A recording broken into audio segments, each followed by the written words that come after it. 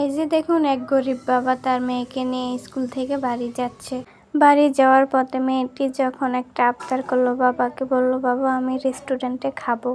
আর যখন এই কথাটি বলতেছিল, রেস্টুরেন্টের দুজন ভাই খেয়াল করলো তারা তখন অলরেডি খাবার খাচ্ছে। তখন দেখুন, ছোট্ট মেয়ের আবদার মেটাতে বাবা দেখুন পকেট থেকে টাকা বের করলো। বের করার পরে দেখতে পেল অল্প কিছু টাকা আছে, টাকা দিয়ে রেস্টুরেন্টে খাবার খেতে পারবে না।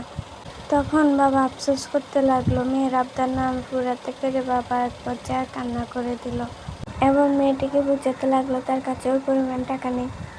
আর এই ভাইটি সেটা দেখতে পেয়ে খুব কষ্ট পেল। কষ্ট পেয়ে মেয়েটির জন্য কত বড় একটা কাজ করলো দেখুন।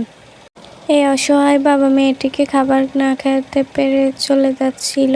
মেয়েটি কিন্তু রেস্টুরেন্টের দিকে তাকিয়েছিল। আর এই দুজন ভাই মেয়েটিকে ইশারা দিয়ে ডাকছিল। মেয়েটি তখন বাবাকে বলল, বাবা দেখো আমাকে ওই আঙ্কেল ইশারা দিয়ে ডাকছে। তখন এই ভাই মেয়েটিকে আর মেয়েটির বাবাকে ডাকতে লাগলো, বলতেছে আপনারা এই খাবারটি খেতে পারেন। তাই বলে দেখুন এই অসহায় বাবা মেয়েটিকে নিয়ে লোকটির কাছে আসলো। আর দেখুন এই ভাইটি নিজে চেয়ার থেকে উঠে ছোট্ট মেয়েটাকে জায়গা করে দিল এবং নিজের খাবারগুলো নিজে না খেয়ে ছোট্ট মেয়েটাকে দিল। দেখুন মেয়েটা কতটা খুশি হলো। আর রেস্টুরেন্টের মালিক এটা চেয়ে চেয়ে দেখছিল আর হাসছিল।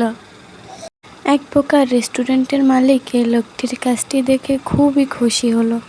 আর এদিকে এই লোকটি তার বাবাকেও একটা চেয়ারে বসাচ্ছিল। আর এই ভাইটির সাথে যে আরেকটা ভাই ছিল, সে নিচে খাবারটি না খেয়ে মেয়েটির বাবাকে দিল। আর এই কাজটি দেখে রেস্টুরেন্টের মালিক খুবই খুশি হলো। এদিকে দেখুন বাবা মেয়ে খাবার খাচ্ছে আর এই দুই ভাই রেস্টুরেন্টের ভিতরের দিকে যাচ্ছে বিল দেওয়ার জন্য। দেখুন রেস্টুরেন্টের মালিক এই দুই ভাইয়ের পিছনে পিছনে যেতে লাগলো। এক প্রকার এই দুই ভাই কাউন্টারের ভিতরে আসলো। কাউন্টারের ভিতরে যে ভাইটি জিজ্ঞেস করলো তাদের বিল কত হয়েছে। তখন কাউন্টারের থেকে বলতেছে তাদের বিল এত হয়েছে।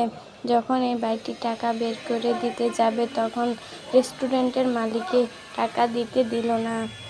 এই দুই ভাই খুব অবাক হলো। রেস্টুরেন্টের মালিক বলতেছে, আপনাদের সমস্ত কাজ আমি দেখছিলাম, আপনাকে টাকা দিতে হবে না, টাকা দেওয়ার কোনো প্রয়োজন নেই। আসলে এখানে যে তিন ভাই আছে সত্যি অনেক ভালো মনের মানুষ। ভিডিওটা ভালো লাগলে বেশি বেশি করে শেয়ার করে দিবেন।